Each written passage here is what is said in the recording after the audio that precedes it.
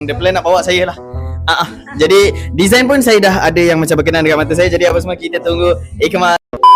Ikmal pernah beli dengan Yana Sofia Gold kan? Betul. Okey, apa pendapat Ikmal tentang Yana Sofia Gold? Okey, Ikmal start beli dengan Yana Sofia Gold waktu tu Ikmal beli untuk Ibu Ikmal 2024 tak silapnya waktu tu. Okey, untuk Yana Sofia Gold yang Ikmal puji adalah dia punya customer service. Sampai je memang ramah. Lepas tu tempat menunggu pun selesa. Lepas tu waktu Ikmal beli tu alhamdulillah semua design cantik-cantik, up to date. So kepada korang yang nak cari emas untuk raya ni, boleh pergi Yana Sofia Gold lah. Bila nak bawa azan?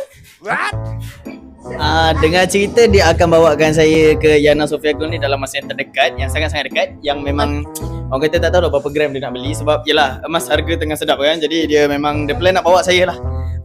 Jadi design pun saya dah ada yang macam berkenan dekat mata saya. Jadi apa semua kita tunggu Ikmal dekat Yana Sofia Gold, okey? Terima kasih. Okey, terima kasih.